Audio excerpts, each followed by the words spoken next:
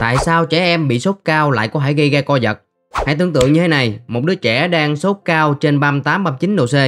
Đột nhiên bắt đầu run rẩy, chân tay cứng đờ, mắt trợn ngược. Đó là cái khoảnh khắc có thể khiến bất kỳ bậc cha mẹ nào cũng phải lo lắng. Đây là câu chuyện diễn ra rất thường xuyên. Nhưng mà tại sao nó lại diễn ra? Tại sao sốt cao ở trẻ em thường gây ra co giật? Và tại sao mà tình trạng này rất hiếm, hầu như là không thấy xuất hiện ở người lớn? Trước khi vào nội dung chính thì các bạn hiểu là video này chỉ nhằm mục đích cung cấp thông tin và không thay thế cho lời khuyên y tế được. Vì vậy nếu bạn hay người thân bạn có gặp bất cứ vấn đề gì về sức khỏe thì hãy tìm hỗ trợ của các bác sĩ nha. Và đừng quên giúp mình một lượt thích, đăng ký Thư viện Nhỏ để xem thêm nhiều nội dung như thế này nữa. Cảm ơn các bạn.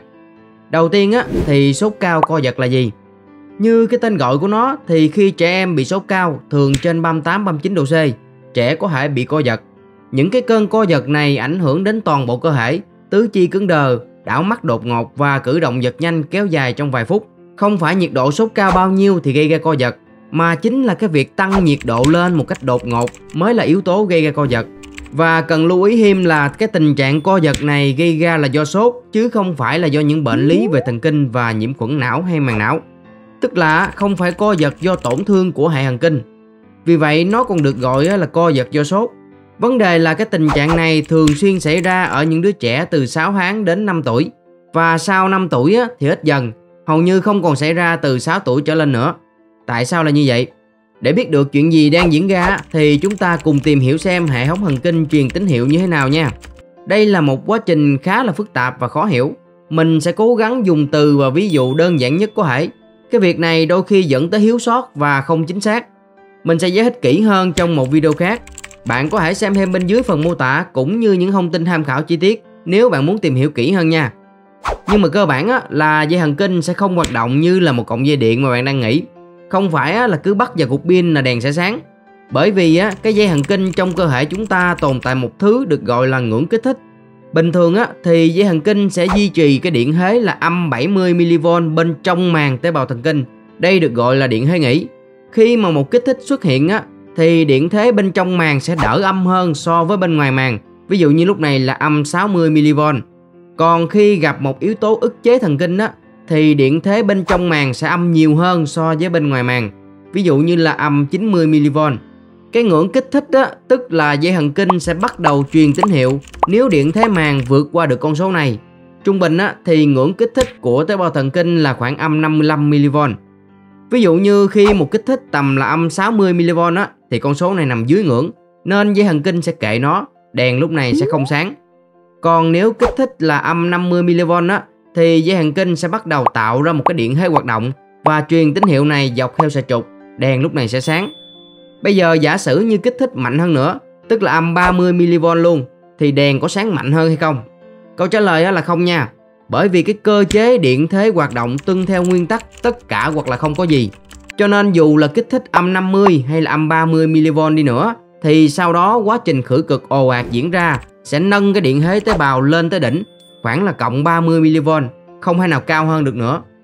Nhưng như vậy thì làm sao đèn có thể sáng hơn nữa? Tức là ý mình là làm sao mà cơ bắp của bạn có thể co mạnh hơn, trong khi điện thế đỉnh không thể vượt qua 30 mV được. Bạn có thể xem thêm quá trình này diễn ra như thế nào trong video mình để dưới phần mô tả nha. Tóm lại bạn có thể hiểu là dây thần kinh của mình tồn tại một điện thế nghỉ, một ngưỡng kích thích và một điện thế đỉnh. Bình thường thì tế bào sẽ ở trạng thái nghỉ. Khi có kích thích vượt qua ngưỡng này thì dây thần kinh sẽ bắt đầu truyền tín hiệu và nâng điện thế của chính nó lên tới điện thế đỉnh luôn. Còn khi kích thích chưa tới ngưỡng thì dây thần kinh sẽ im luôn.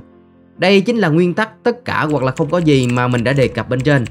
Bây giờ giả sử có một thứ có thể làm thay đổi cái ngưỡng kích thích và cái điện thế nghỉ này thì chuyện gì sẽ xảy ra? Thực tế là có nhiều yếu tố có thể thay đổi hai thứ này lắm, nhưng mà mình chỉ tập trung vào một số thứ có liên quan đến sốt cao co giật mà thôi. Và nếu như bạn kéo cái điện thế nghỉ lại gần với ngưỡng hơn thì tế bào thần kinh sẽ có xu hướng là dễ bị kích thích và phát xung điện hơn. Đó là cách hoạt động của chất dẫn truyền thần kinh glutamate. Còn nếu bạn kéo điện thế nghỉ xuống thấp và ra xa ngưỡng hơn thì tế bào thần kinh lúc này sẽ khó bị kích thích hơn. Đây là cách hoạt động của GABA, cũng là một chất dẫn truyền thần kinh.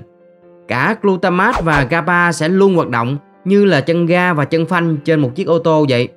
Nhờ có vậy mà các tế bào thần kinh có thể hoạt động ổn định và có kiểm soát được. Vậy thì tất cả những điều này thì liên quan gì đến sốt cao co giật, và tại sao sốt cao co giật thường chỉ xuất hiện ở trẻ dưới 6 tuổi? Thứ nhất là hệ thần kinh ở trẻ em chưa phát triển hoàn chỉnh. Trong cái điều kiện bình thường thì trẻ em sẽ có các tế bào thần kinh rất nhạy cảm, đặc biệt là hệ ức chế GABA chưa phát triển. Nên ở trẻ nhỏ, glutamate sẽ có xu hướng hoạt động mạnh hơn GABA. Như đã phân tích khi nãy cái điều này tạo điều kiện cho tế bào thần kinh dễ đạt ngưỡng hoạt động hơn. Bạn có để ý là trẻ em rất nhạy cảm với âm thanh và ánh sáng hay không? Một tiếng động nhỏ thôi cũng làm cho họ thức giấc được. Trẻ em dễ bị giật mình và phản xạ mạnh hơn người lớn. Nhưng mà dĩ nhiên là bình thường thì mấy bé sẽ không có bị co giật. Mọi chuyện xảy ra khi mà chúng bị sốt cao một cách đột ngột. Khi đó cơ thể sẽ trở nên nhạy cảm hơn nữa, điện thế nghĩ sẽ bị kéo lại gần ngưỡng kích thích hơn. Mặt khác thì nhiệt độ cao còn gián tiếp làm giảm cả ngưỡng kích thích nữa. Ở trẻ nhỏ thì hệ thần kinh vốn đã nhạy cảm rồi. Khi mà sốt cao xảy ra, các quá trình nãy giờ mình đã phân tích cộng lại làm cho neuron dễ bị kích thích hơn nữa. Và nếu như lúc này một loạt các neuron bị kích thích cùng một lúc, chúng sẽ dẫn truyền và kích hoạt một dây chuyền phát xung của các neuron khác. Khi mà số lượng neuron phát xung đủ lớn cơn bão điện thần kinh lan rộng và mất kiểm soát, gây ra co giật toàn thân. Bạn có thể tưởng tượng việc này giống như việc bạn lái một chiếc xe ô tô mà vừa bị kẹt chân ga lại vừa bị mất chân phanh nữa. Vậy làm sao mà chiếc xe đó dừng lại? Đơn giản lúc này là hết nhiên liệu, bị mòn bánh xe hoặc là đâm trúng cái gì đó. Cái tình trạng sốt cao co giật này hầu như không xuất hiện nữa sau 6 tuổi.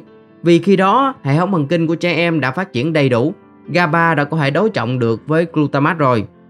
Nên mặc dù sốt cao cũng khiến các neuron dễ bị kích thích hơn ở người lớn, nhưng sẽ không gây ra tình trạng co giật toàn thân nữa.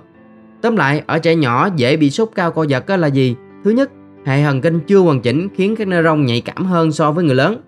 Thứ hai là cái chân phanh GABA còn yếu, trong khi đó chân ga glutamate lại mạnh hơn, làm mất cân bằng giữa kích thích và ức chế. Thứ ba là sốt cao làm neuron dễ bị khử cực hơn, dẫn đến phát xung mạnh hơn. Khi đó thì tín hiệu thần kinh lan nhanh, dễ tạo ra cơn bão điện gây co giật toàn thân. Ngoài ra, theo như những nghiên cứu gần đây thì yếu tố di truyền cũng là một nguyên nhân góp phần gây ra sốt cao co giật. Còn sau 6 tuổi thì hệ thần kinh đã dần ổn định hơn, nên tình trạng sốt sẽ không còn gây co giật dễ dàng như trước nữa. Đến cuối video, nếu bạn muốn xem thêm những nội dung như thế này thì giúp mình một lượt thích và đăng ký thư viện nhỏ nha. Cùng nhau thảo luận bên dưới phần comment nữa. Cảm ơn và hẹn gặp lại các bạn trong những video lần tới.